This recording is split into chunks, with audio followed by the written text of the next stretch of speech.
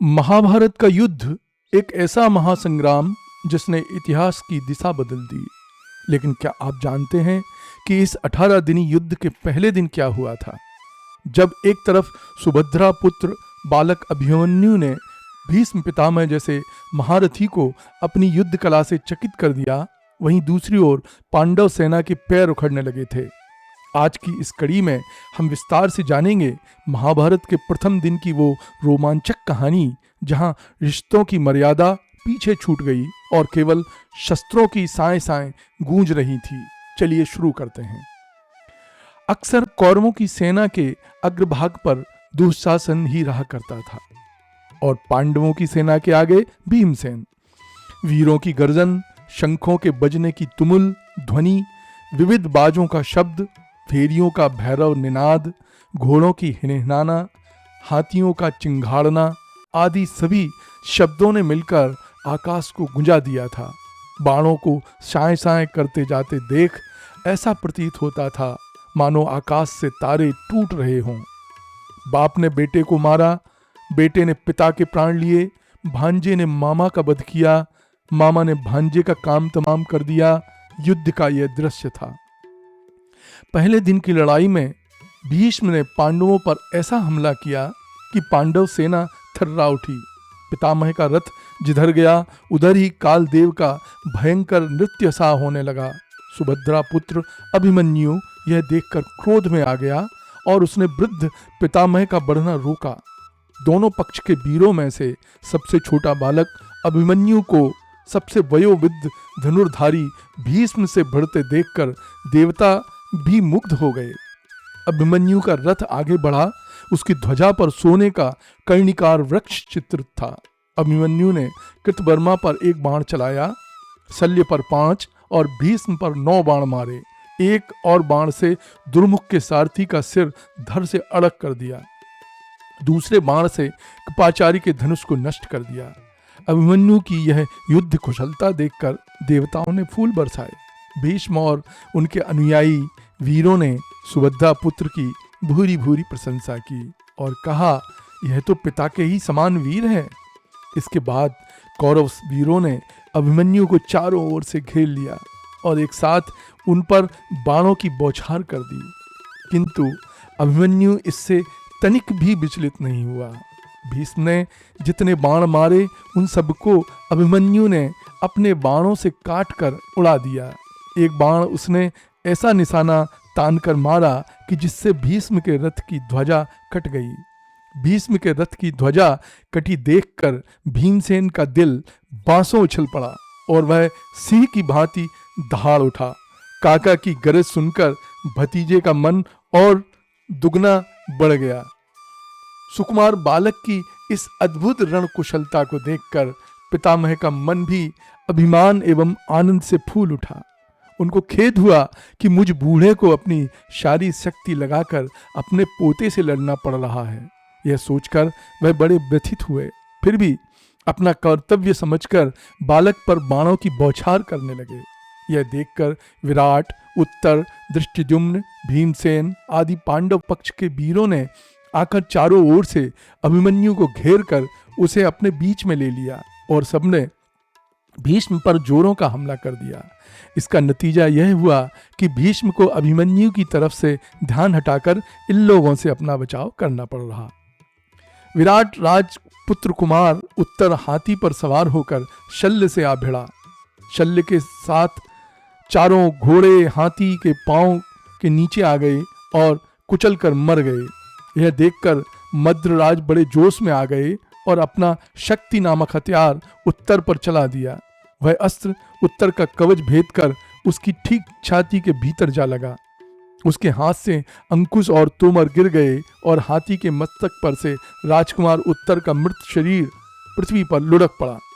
उत्तर के स्वर्ग सिधार जाने पर भी उसके हाथी ने शल्य पर धावा करना न छोड़ा। मद्रराज में और उत्तर के हाथी में ऐसी भीषण भिड़ंत हुई कि देखते ही बनता था।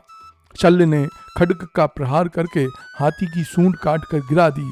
इस पर भी हाथी का जोश ठंडा न हुआ।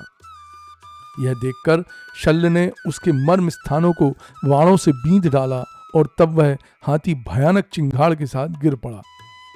विराट राज के जेठ पुत्र श्वेत ने दूर से देखा कि उसके छोटे भाई को शल्य ने मार डाला। इससे उसे अपार क्रोध हो गया। क्रोध के मारे वह ऐसा लाल हो उठा जैसे घी डालने से अग्नि प्रज्वलित हो उठती है।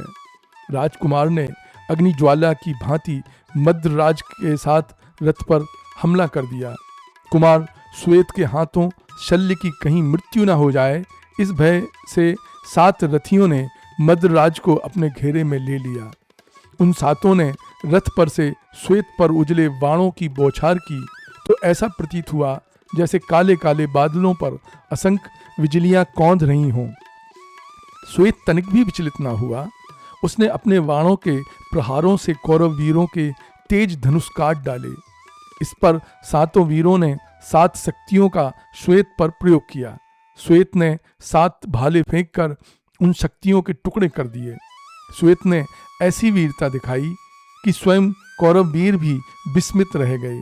इतने में शल्य को आफत में फंसा देखकर दुर्योधन एक भारी सेना लेकर उनकी रक्षा के लिए चला। इस सेना में और पांडव सेना में भयानक युद्ध छिड़ गया। हजारों वीर खेत रहे, असंख्य रथों के चर्रे उड़ गए। हजारों की संख्या में हाथी और घोड़े ढेर होकर गिर पड़े। श्वेत ने दुर्योधन की सेना की धज्जियां उड़ा दी और उसे तितर बितर कर भीष्म पर ही वार कर दिया और दोनों में घमासान युद्ध होने लगा। राजकुमार श्वेत ने भीष्म के रथ की ध्वजा फिर काट कर गिरा दी। भीष्म ने श्वेत के रथ के घोड़े और सारथी को बाणों से मार गिराया और रथ की ध्वजा काट डाली। तब फिर श्वेत ने अपना शक्ति नामक अस्त्र भीष्म पर चला दिया।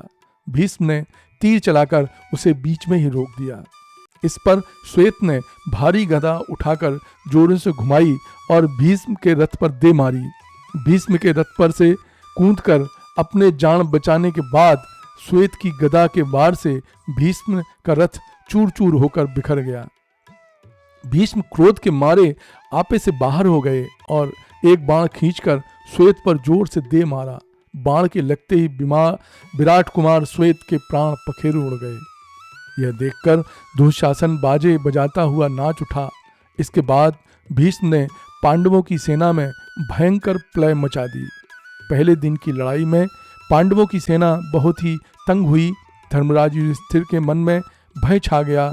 दुर्योधन आनंद के कारण झूमता हुआ दिखाई दिया। पांडव घबराहट के मारे श्री कृष्ण के पास गए। श्री कृष्ण सबको साहस बधाते हुए युधिष्ठिर से बोले, भरत श्रेष्ठ, आप कोई चिंता न करें। आपके चारों भाई विख्यात शूर हैं, तो फिर आप व्यर्थ भय बेवहल हो रहे हैं। आपका साथ देने के लिए जब विराट राज, पांचाल राज, उनके वीर पुत्र दृष्टिदुम्न एवं हम हैं, तो फिर घबराने का कारण क्या है? क्या आपको यह भी स्मरण नहीं रहा कि भीष्म को मारना शिखंडी के जीवन का एकमात्र ध्येय है? इस प्रकार श्री कृष्ण युधिष्ठिर और पांडव सेना का धीरज बधाने लगे। महाभारत के युद्ध का पहला दिन यह बताता है कि युद्ध कितना ही क्रूर होता है। जहां पिता ने पुत्र और भांजे ने मामा पर प्रहार किया, भले ही पहले दिन भीष्म के प्रलयकारी रूप ने पांडवों के मन में भय भर दिया था, लेकिन अभिमन्यु और श्वेत जैसे वीरों के बलिदान ने यह स्पष्ट कर दिया कि यह युद्ध अंत तक बराबरी का होने वाला है। अंत में श्री कृष्ण का मार्गदर्शन ही था जिसने हताश पांडवों को फिर से लड़ने की शक्ति दी। अगर आपको महाभारत के इस प्रसंग के पहले दिन का वृत्तांत प्रेरणादायक लगा हो तो वीडियो को लाइक करें और अपने विचार कमेंट में साझा करें। महाभारत के हर दिन की गाथा और भारतीय साहित्य के अनमोल रत्नों को जानने के लिए हमारे चैनल को सब्सक्राइब करें। अगले वीडियो में हम जानेंगे दूसरे दिन का हाल। तब तक के लिए जुड़े रहें। धन्यवाद।